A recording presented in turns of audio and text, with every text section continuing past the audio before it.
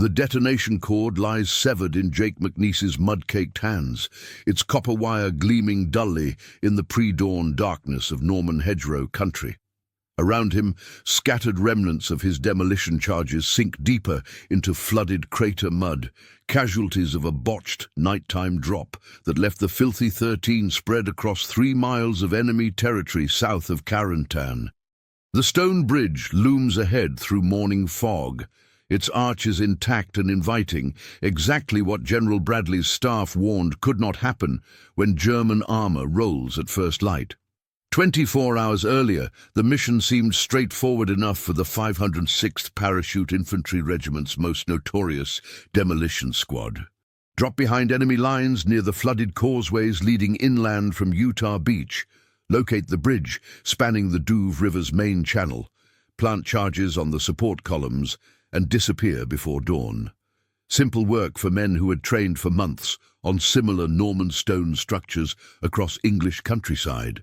But anti-aircraft fire scattered their transport planes, sending paratroopers tumbling into swampland 2 miles south of their intended drop zone. Half of McNiece's precious TNT satchels disappeared into a flooded bomb crater, while the remainder landed in hedgerows so thick that recovery required crawling on hands and knees through thorns and rusted wire.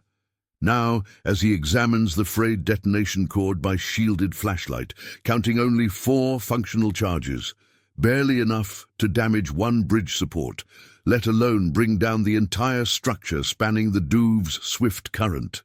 His remaining squad members crouch nearby, Thompson with a dislocated shoulder from his hard landing, Rodriguez nursing a gash across his forehead from contact with Norman stone, and Patterson clutching a rifle with a bent barrel.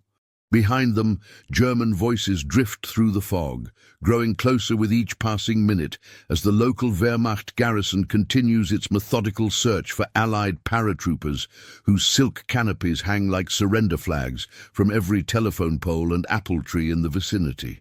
"Sarge, we got maybe 20 minutes before they find us," Thompson whispers, cradling his injured arm against his ribs. "Those charges ain't gonna be enough to scratch that bridge."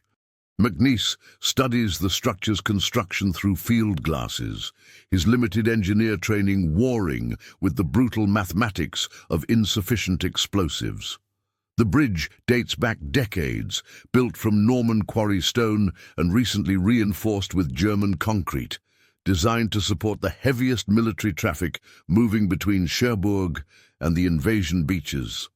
Standard demolition doctrine calls for precise placement of charges at multiple load-bearing points, with backup fuses and careful timing to ensure complete structural collapse. But doctrine assumes adequate supplies, proper reconnaissance, and time to work without enemy interference. Luxuries that disappeared somewhere in the Norman countryside, along with their scattered equipment and half their men. "Maybe we don't need to bring the whole thing down," McNiece mutters, more to himself than his squad. "Maybe we just need to make it useless for tanks." The insight strikes him as he notices stress fractures along the bridge's eastern support column, hairline cracks that suggest previous damage from Allied bombing runs targeting the rail junction just upstream. Rather than attempting to demolish the entire span with inadequate charges, he could focus the limited TNT on weakening these existing vulnerabilities, creating a partial collapse that appears complete from a distance but requires far less destructive force than textbook demolition. It represents the kind of improvised thinking that made McNiece both valuable to his superiors and dangerous to military protocol. The willingness to abandon standard procedures when battlefield realities demanded creative alternatives that couldn't be found in any field manual. Working quickly in the pre-dawn darkness, McNiece redistributes the remaining satchel charges, concentrating them around the damaged support column rather than spreading them uselessly across multiple points. He splices the severed detonation cord with field telephone wire scavenged from Patterson's radio pack, creating a firing circuit that stretches back into the hedgerows where his squad can shelter from the inevitable explosion.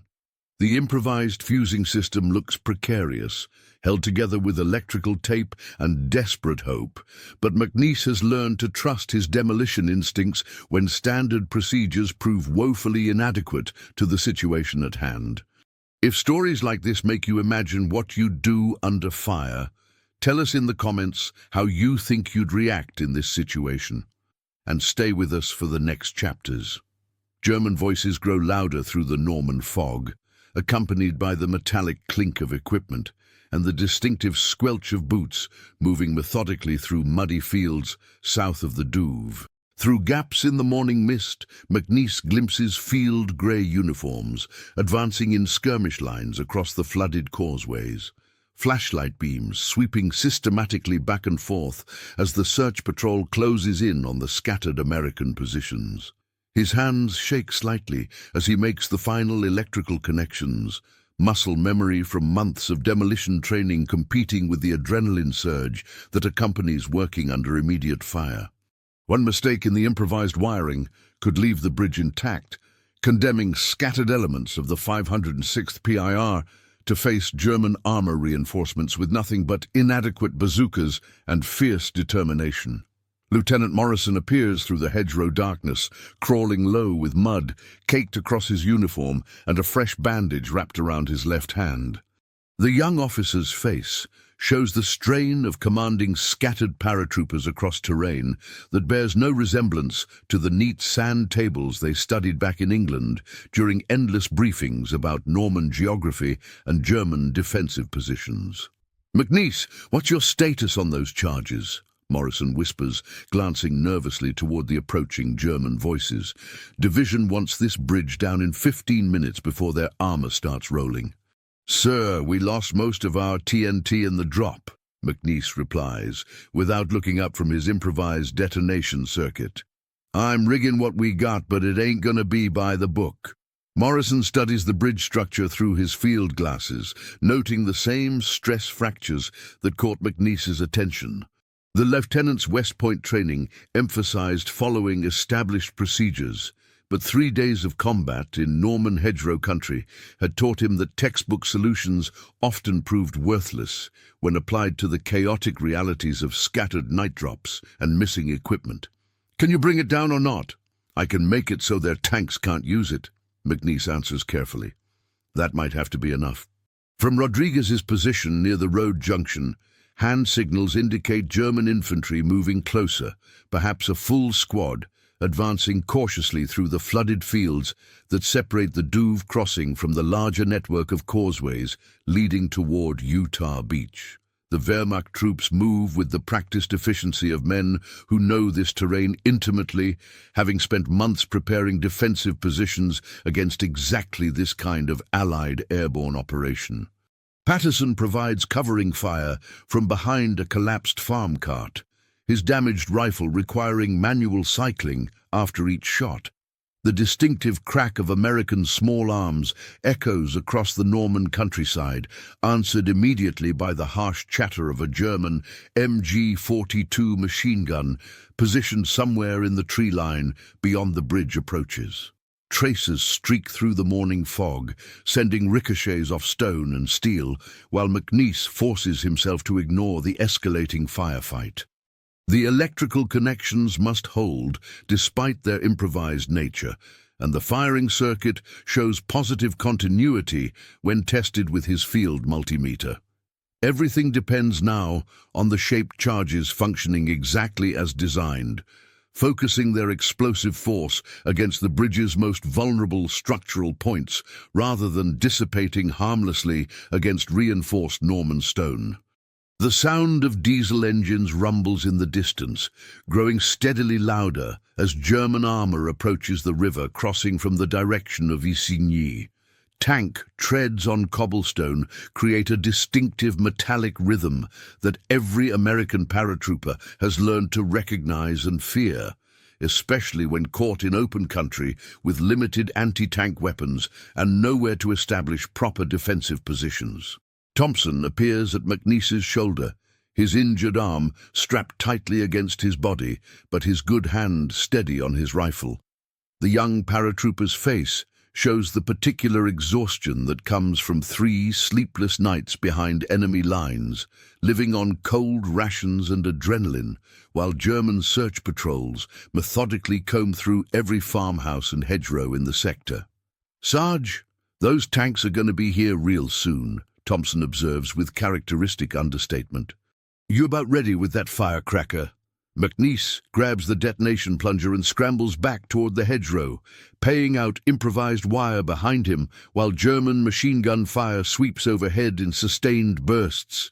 The bridge looms through clearing fog, its ancient arches framing the approaching dawn like a monument to engineering that has survived centuries of Norman weather and warfare.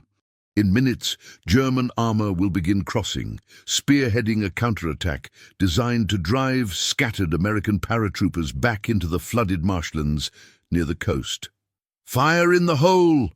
The explosion shatters the Norman morning with a deep, rumbling roar that McNiece feels in his chest cavity, sending shockwaves through the flooded ground beneath his boots. Stone and reinforced concrete cascade into the Douve's swift current. As the eastern support column buckles under concentrated explosive force, stress fractures racing through the remaining structure with sharp cracking sounds that echo across the surrounding countryside. For a heart-stopping moment, the bridge appears to hold despite the demolition charges, its damaged supports groaning audibly under shifted weight, but refusing to collapse completely into the river below. Then gravity completes what improvised explosives began, and the entire eastern span slides sideways into the water with a grinding crash that drowns out the surrounding small arms fire and German machine gun bursts. Through settling dust and morning fog, McNiece watches Wehrmacht soldiers emerge from cover along the far bank, staring in obvious disbelief at the wreckage now blocking their planned route of advance toward the Utah beach causeways. Tank engines continue rumbling somewhere beyond the tree line, but the armored column will now require precious hours to locate alternate crossing points, buying critical time for scattered elements of the 506th PIR to consolidate their positions and establish contact with other Allied units. The improvised demolition succeeded not through superior firepower or textbook technique, but through careful observation of structural vulnerabilities and the stubborn willingness to adapt standard procedures when battlefield conditions rendered them inadequate. McNiece coils the makeshift detonation cord in his equipment pack, noting how the improvised splices held under pressure despite their precarious appearance. Lieutenant Morrison crawls through the hedgerow to examine the results, his field glasses focused on German soldiers gesturing frantically toward the collapsed bridge span. Radio chatter in the distance suggests enemy units receiving new orders, probably directing them toward crossing points further upstream that will add significant delays to their planned counterattack schedule. "Nice work, McNiece," Morrison says quietly. "That ought to slow them down some." "Yes, sir," McNiece replies, though something in his voice suggests the matter feels more complicated than a simple tactical success. Rodriguez appears with word from the company command post, established in a damaged farmhouse 2 fields to the south.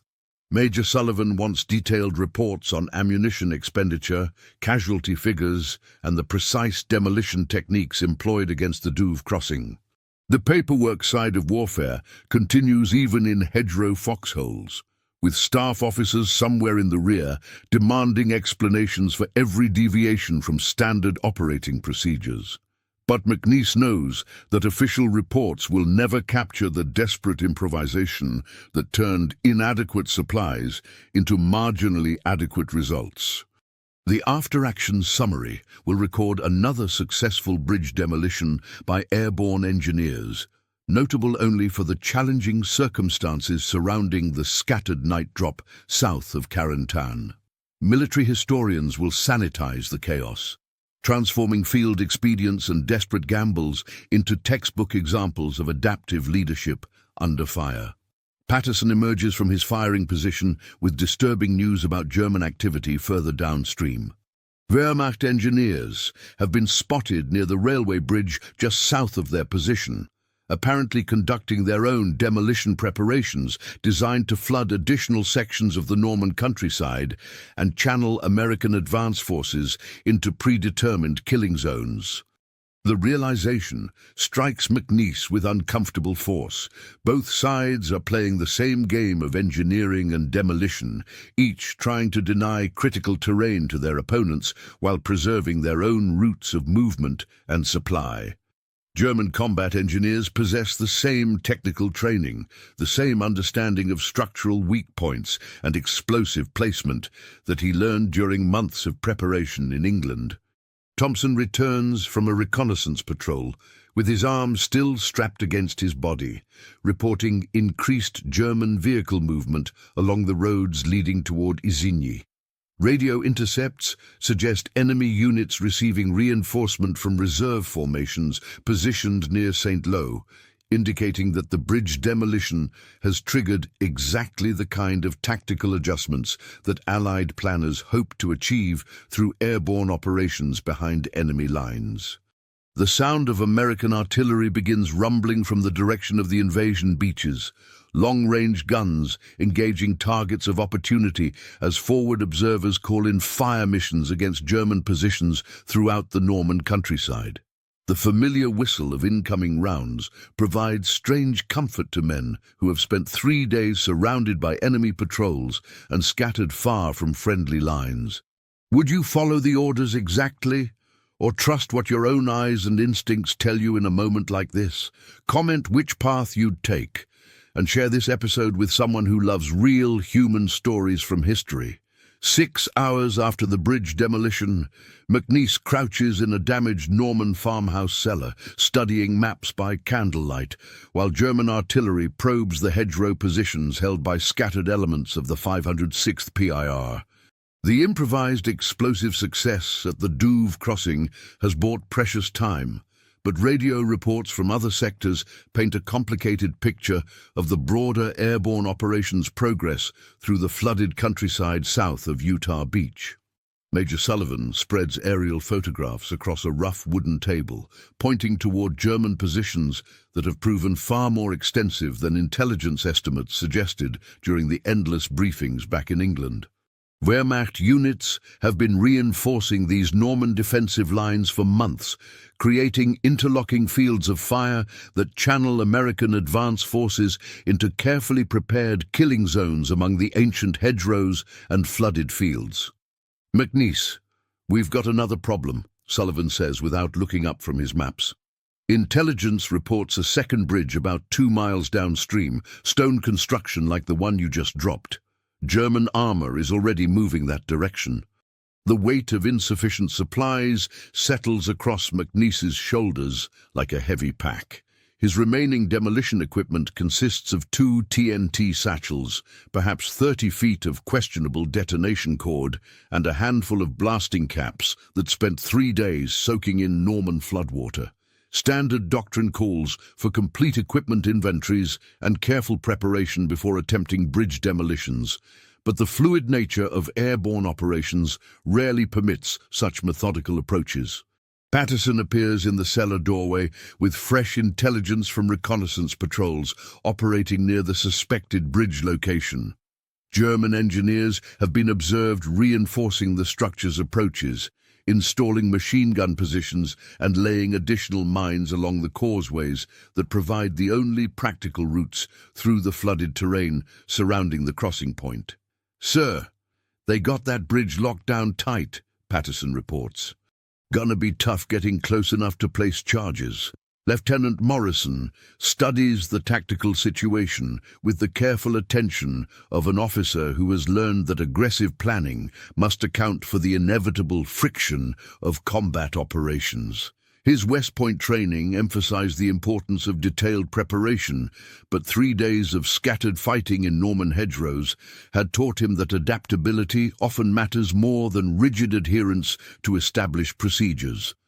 The sound of approaching aircraft draws everyone's attention toward the cellar ceiling, where American fighter bombers streak overhead in the direction of German positions near Isigny.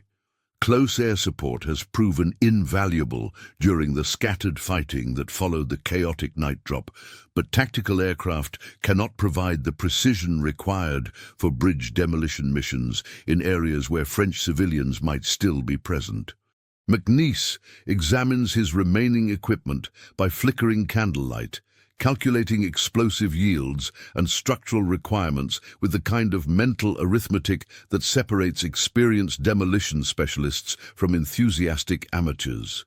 2 satchel charges might damage a bridge support column, but bringing down an entire stone span requires either perfect placement or significantly more TNT than he currently possesses. Thompson returns from messenger duty with his arms still immobilized, but his spirits improved by hot coffee and actual food from the company aid station. The young paratrooper carries word from other Filthy 13 members scattered across the Norman countryside, most reporting similar challenges with missing equipment and improvised solutions to tactical problems that seemed straightforward during training exercises back in England. Rodriguez found some of our missing gear about a mile east, Thompson reports. Couple more satchel charges and maybe 50 feet of good det cord. The prospect of additional supplies changes McNiece's mental calculations significantly. 4 or 5 properly placed charges could definitely bring down a Norman stone bridge, especially if structural reconnaissance reveals the kind of existing damage that made the Douve crossing vulnerable to improvised demolition techniques. But recovering scattered equipment will require movement through territory where German patrols have been operating freely since the scattered night drop 3 days earlier. Major Sullivan makes the tactical decision with characteristic directness, approving the equipment recovery mission despite its obvious risks. Scattered airborne units throughout Normandy face similar challenges with missing supplies and improvised solutions. But the broader success of the invasion depends on denying German armor the freedom to move reinforcements toward the vulnerable beachheads near Sainte-Mère-Église and Utah Beach. The mission planning session extends past midnight, with detailed discussion of approach routes, German patrol schedules, and contingency plans for withdrawal under fire. McNiece contributes technical expertise about bridge construction and demolition requirements, while Morrison handles tactical coordination with other scattered elements of the 506th PIR operating in the same general area. But underneath the professional discussion of routes and equipment requirements, McNiece feels the familiar weight of responsibility for decisions that will determine whether scattered paratroopers live or die in Norman hedgerows far from home. The severed detonation cord in his pack serves as a constant reminder that improvised solutions sometimes work and sometimes fail catastrophically when field expedients encounter the unforgiving realities of combat engineering under fire. The second bridge spans a narrow section of the Douve, 2 miles downstream from McNiece's first demolition, its medieval stone arches reinforced with German concrete and defended by positions that command every approach through the surrounding flooded terrain. Wehrmacht engineers have positioned machine guns to cover the causeway, while infantry patrols sweep the hedgerows on regular schedules that leave precious few opportunities for American infiltration. McNiece lies in tall marsh grass 50 meters from the bridge approaches, studying German defensive positions through field glasses while calculating the precise placement required for his recovered demolition charges. Rodriguez and Thompson had successfully retrieved the missing equipment despite close calls with enemy patrols, but the additional TNT satchels show water damage that might affect their reliability when detonation becomes critical. The weight of command decisions settles heavier with each passing hour. Lieutenant Morrison's orders called for bridge demolition at the earliest practicable moment, but McNiece's reconnaissance reveals civilian refugees sheltering in a damaged farmhouse less than 200 meters from the target. French families displaced by the fighting have been using the structure for protection from both Allied bombing and German evacuation orders that would force them deeper into enemy-controlled territory. "Sarge, we could wait until they move on," Thompson whispers from his position in the hedgerow. "Maybe tomorrow night." "Tomorrow night might be too late," McNiece replies, knowing that German armor units are already probing alternate crossing points throughout this sector of Normandy. Every hour of delay increases the likelihood that Wehrmacht tanks will establish bridgeheads across the Douve before scattered American forces can consolidate their defensive positions. The moral calculus of warfare has never felt more complicated. Standard demolition procedures call for clearing civilian populations from blast areas before initiating explosive operations. But the fluid nature of combat behind enemy lines rarely permits such methodical approaches. French refugees have nowhere else to shelter, while German patrols make civilian movement extremely hazardous during daylight hours. Patterson crawls through the marsh grass with disturbing intelligence from his observation post near the road junction. German tank engines have been audible for the past hour, growing steadily closer as armored units approach the bridge from positions near Isigny. Radio intercepts suggest a full company of Wehrmacht armor preparing to cross the Douve as soon as engineers complete their defensive preparations around the bridge approaches. The technical challenge of bridge demolition suddenly seems secondary to the human consequences of timing. McNiece's charges are positioned correctly, with primary and backup detonation circuits tested and confirmed. But initiating the explosion while civilians remain in the blast area violates every principle of responsible engineering that he learned during months of training in England and Oklahoma. Rodriguez returns from reconnaissance with precise intelligence about German patrol schedules, noting a 30-minute window when Wehrmacht infantry will be rotating guard positions near the machine gun emplacements. The timing coincides perfectly with a period when civilian refugees typically remain inside their damaged farmhouse shelter, minimizing their exposure to both explosive concussion and flying debris from the bridge demolition. "It's now or never," McNiece mutters, more to himself than his squad. The decision crystallizes with brutal clarity. German armor will cross within the hour if the bridge remains intact, potentially overwhelming scattered American positions throughout this sector of the Norman countryside. French civilians face terrible risks, regardless of timing, whether from immediate explosive effects or from the prolonged combat that will inevitably follow if Wehrmacht reinforcements succeed in crossing the Douve. McNiece's hands tremble slightly as he reaches for the detonation plunger, muscle memory from countless training exercises, competing with the moral weight of a choice that will haunt his sleep for decades afterward. The improvised firing circuit shows positive continuity, and the charges are positioned for maximum structural effect against the bridge's most vulnerable points.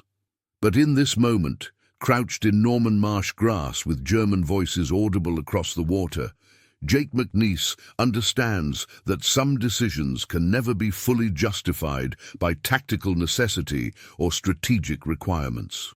The legendary demolition specialist of the Filthy 13 is about to become a man who chose to blow a bridge while French families huddled in a nearby farmhouse, trusting that structural engineering and careful timing would protect innocent civilians from the consequences of American explosives.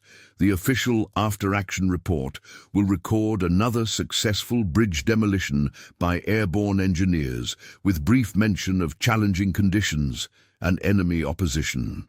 Military historians will note the tactical significance of denying German armor access to critical crossing points during the crucial early days of the Normandy campaign. No one will document the 30 seconds when McNiece hesitated before triggering the charges, calculating blast effects and civilian casualties with the desperate precision of a man who understands that heroes and war criminals are sometimes separated by nothing more than luck and good engineering. The explosion tears through the Norman morning with thunderous force, sending ancient stone and German concrete cascading into the Douve, while shockwaves rattle windows in the damaged farmhouse where French civilians huddle against interior walls. McNiece feels the concussion through his boots and bones, a deep rumble that marks the successful completion of his second bridge demolition in 36 hours. Through settling dust and debris, he watches the medieval span collapse completely into the swift current, creating an impassable barrier that will force German armor to seek crossing points miles upstream.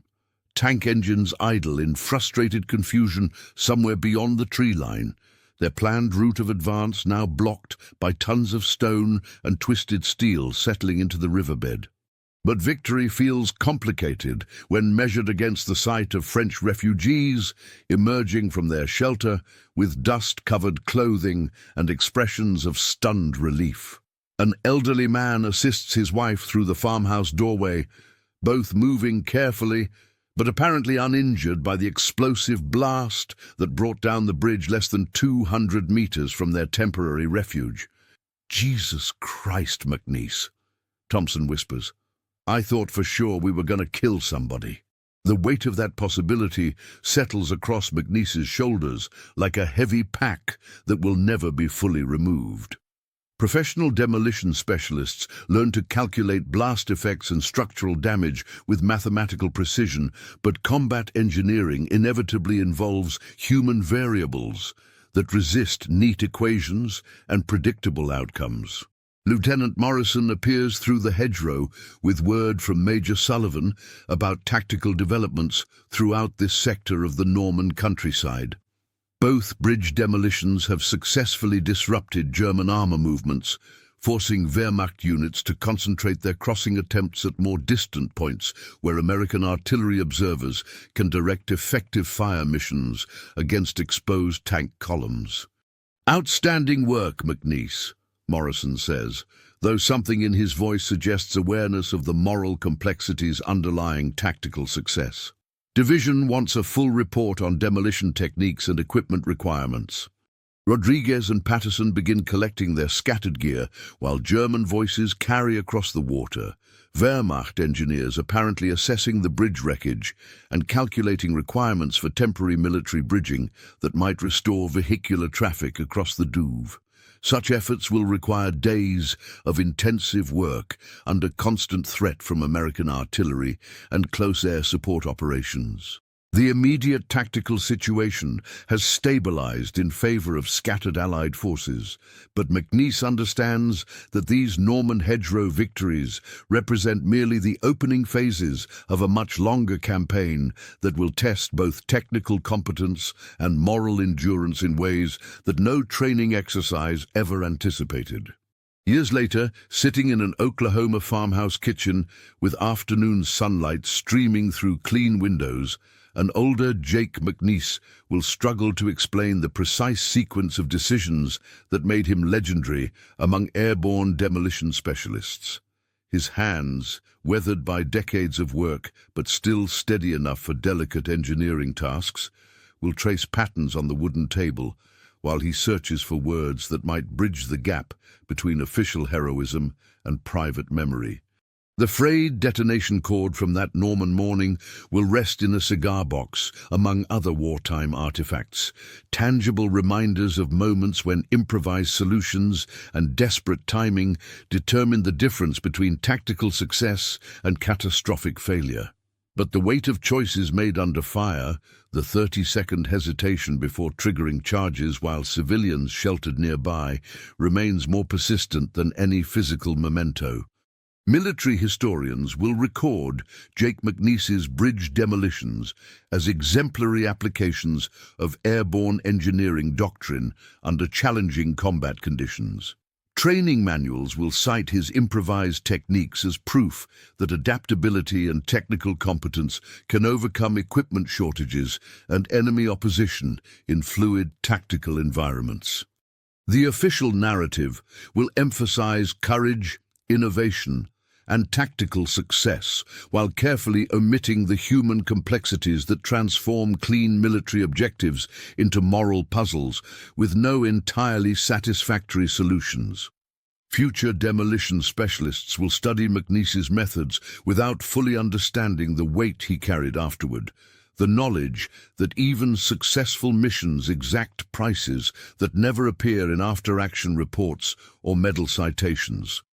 But in quiet moments, decades after the war, when the rumble of freight trains over steel bridges brings back the sound of collapsing stone and the sight of dust-covered French civilians emerging from a damaged farmhouse, Jake McNiece will understand that true heroism often lies not in the actions that create legends, but in the willingness to live with the complicated consequences of necessary choices made under impossible circumstances. The severed detonation cord in his cigar box serves as testimony to a fundamental truth about warfare that military historians rarely acknowledge. Sometimes, the most important victories are measured not by bridges destroyed or armor delayed, but by civilians who walked away unharmed from explosions that could have killed them, and by soldiers who carried the weight of that possibility for the rest of their lives. If this story reminded you that behind every medal and mission report there's a human being carrying memories we'll never fully see, subscribe to the channel. Tell us which country you watch from, and invite someone to revisit history with us in the next story.